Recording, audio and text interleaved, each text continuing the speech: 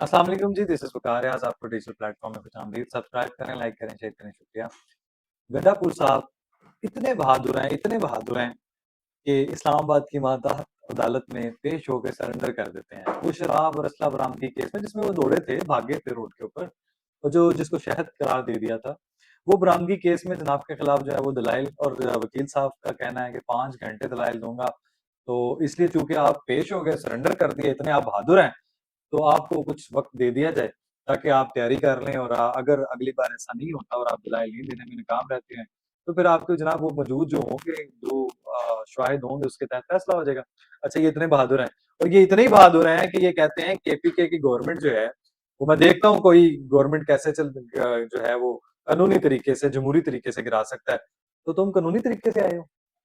नहीं, बताएँ ज़रा, आप कानूनी तरीके से आए हैं, जमहूरी तरीके से आए हैं? आपकी मतलब जो हैसियत है पिछले 15 साल में, आपकी वो हैसियत है कि आपको गंडापुर साहब वज़ीर-ए-आला लगाया जाता? आप कह रहे हैं कि मैं ये कर दूँगा, इस्लामाबाद में चढ़ दौड़ोगे, पूरे मुल्क में जनाब सबसे बड़ा सुनामी लेके आओगे, 5 अगस्त को मुल्क में अफरा-तफरी फैलाओगे, 9 मई से आपका जी नहीं भरा। वो 26 नवंबर जो आपने किया है, जिसके ऊपर आपके 70-70 लोग जो हैं, वो लोगों को 10-10 साल की कैद की सज़ा हुई है, जिसमें बच्चर साहब भी शामिल हैं, चड्ढा साहब भी शामिल हैं।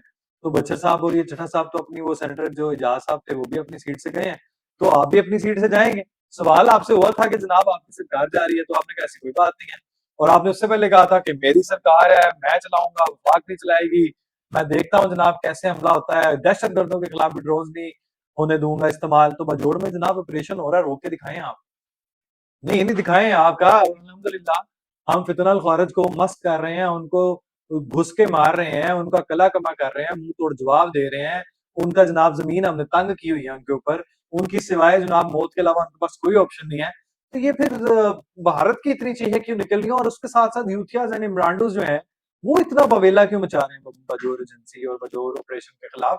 जो फितना और ख़ारिज के खिलाफ, अब जब जब भी हम कोई ऑपरेशन करते हैं, जब भी फितनल ख़ारिज, फितनल हिंदुस्तान के खिलाफ कोई भी कैंपेन चलती है, या उनके खिलाफ कोई जो है वो मौसर कार्रवाइयाँ होती हैं, उनको जहन्नुम हासिल किया जाता है, तो पीटीआई के जनाब वो सोशल मीडिया विंग जो है, वो इतना क्यों भौंकता है?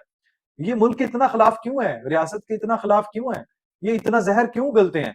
उसी असना में जनाब, अगर आप बा ये मैं इसलिए कहता हूँ कि जहाँ कानून की हुक्मरानी नहीं है, रियासत की रिट नहीं है, रियासत ने बड़ा जनाब आपको बड़ापन और बड़ा होने का सबूत दिया हुआ है, आपके ऊपर जनाब बड़ी मर्सी है, और अभी भी आपको जनाब थोड़ी खुली जो है वो लगाम दी हुई है। बरतानवी अदालत में जनाब सुन लें कि शहजाद अकबर और आदिल राजा को भौंकने पर, फौज पर भौंकने पर, इस जुर्म में 25 लाख बरतानवी पाउंड जो है वो तकरीबन मेरा ख्याल है 94 करोड़ और 50 लाख रुपए बनते हैं, जनाब जुर्माना आयद कर दिया गया। सरकार, आप अपनी टूरिज्म ठीक कर लें, और आप अपने ये जो भौंकने वाले, जो पाकिस्तान पे भौंकने वाले जो हैं, इनको आप सिर्फ बैन कर दें, इनका जो रेवेन्यू है उसको ब्लॉक कर दें, इनके अकाउंट को सील कर दें, पैसे को सरकार के खाते में जमा करा दें, तो काफी सारा पैसा इकट्ठा हो जाएगा आपके पास।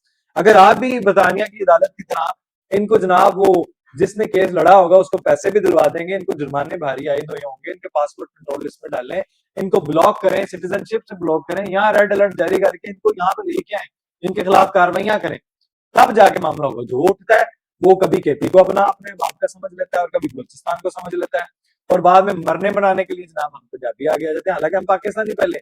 यहाँ आप लाहौर आए, सबसे ज्यादा काम बलोची और पंजाब उसका केपी वालों का है, और हम बड़े खुले दिल से, खुदा पेशानी से हम बड़ा प्रमोट करते हैं, कॉपरेट करते हैं, कोऑर्डिनेट करते हैं, सपोर्ट करते हैं, असिस्ट करते हैं। मतलब ये कहाँ का कानून है भाई जनाब?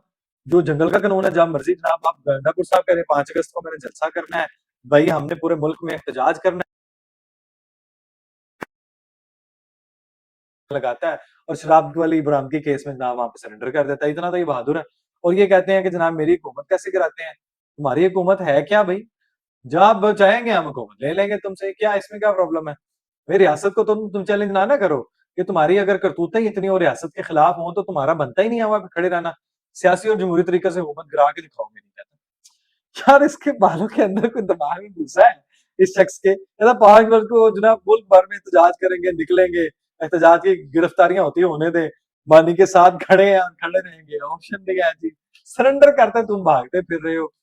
इसी इस्लाम में जनाब दूसरी तरफ देख लें, जमात इस्लामी को, अच्छा कोई मुल्क में अमन की जनाब वो कोई ऐसी लहर आ जाए, अगर स्टेबिलिटी आ जाए, यहाँ कोई मसले मसाइल चल रहे हो, यहाँ आपके कुदरती आफात हो, ऐसा हो ही नहीं सकता कि कोई पार्टी जनाब वो कोई सियासत जनाब ना करे।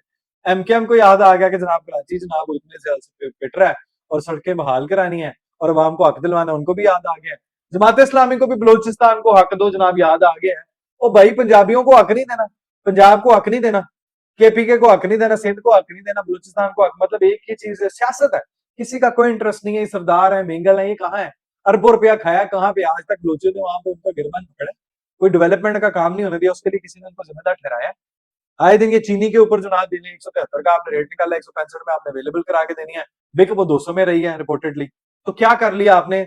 एक ही झटके में आप 300-400 अरब रुपया कमा लेते हैं और 1 रुपया सिर्फ ऊपर करने से आप 44 अरब रुपया कमा लेते हैं। आप यहाँ माफिया है, कोई बात करने वाला नहीं है, कहने वाला नहीं है, कोई एक्शन होने वाला नहीं, उल्टा हमारे ऊपर जो है वो आप कार्रवाइयां करा देते हैं। तो इन चीजों से बाहर निकले। और ये जो ना बलोचिस्तान को हक दो, ये क्या है?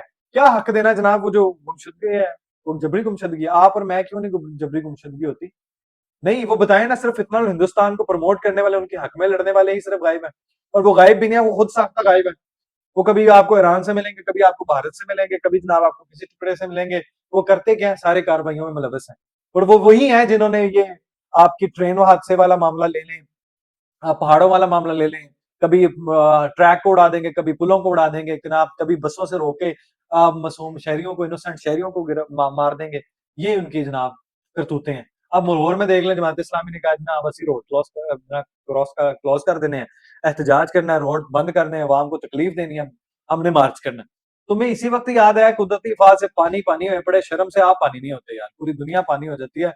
और जो यही शर्म से याद है, भारत को भी कोई शर्म नहीं है, कोई गैरत नहीं है जनाब। जैसे इसराइल को कोई गैरत नहीं है, वो निहत्थे लोगों का, जो इनोसेंट डिसेंट मासूम लोग, बच्चे, उनको कत्लो गारत कर रहा है। वहां कोई कानून की हुक्मरानी नहीं है, वहां कोई कानून नाम की चीज नहीं है। इंसानी हकूक दूसरे दूर दूर क्यामत तक, कोसों दूर तक कोई ताल्लुक नहीं है। बर्बरियत है, जारियत है, दरिंदगी है, फसाद है।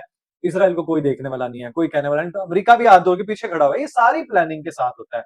अच्छा, बिजली सार्फिन के लिए जनाब अच्छी खबर दे दें जनाब, 53 अरब 45 करोड़ का हमने, ये वही है बादशाह सलामत वाली बात है। बादशाह सलामत ने कहा जनाब नान भाई रोटी कितने की है? उन्होंने कहा 2 रुपए की। रातों रात मीटिंग में लाए, नान भाई सुबह रोटी 5 रुपए की कर दें। रोटी 5 रुपए की कर दी जनाब, बादशाह सलामत दुहाई है ये तो, भाई है दुहाई है बादशाह सलामत, रोटी 5 रुपए की। बादशाह सलामत ने नान भाई को एक्शन लेते हैं बुला लिया जी, क्या हुआ जी? रोटी 2 की थी, रोटी 5 रुपए की। जुल्म किया मेरी सल्तनत में, रोटी 4 रुपए की कर दी।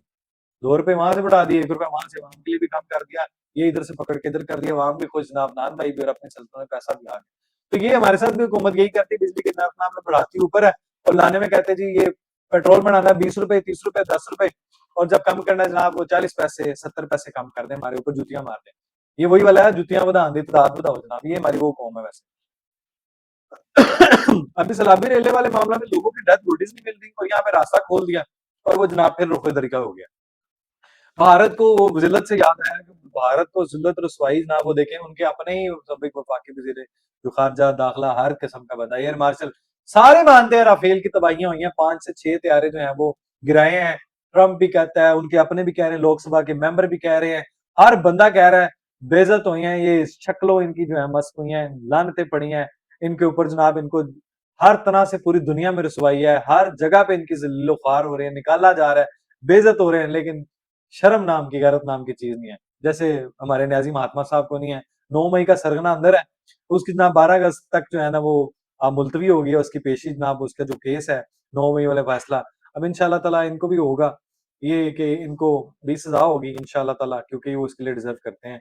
और ये आपका चीनी वाला मामला जो पीएसी की कमेटी में, ये इतने इनके इंकशाफात हैं कि जिस तरह वो कत्ल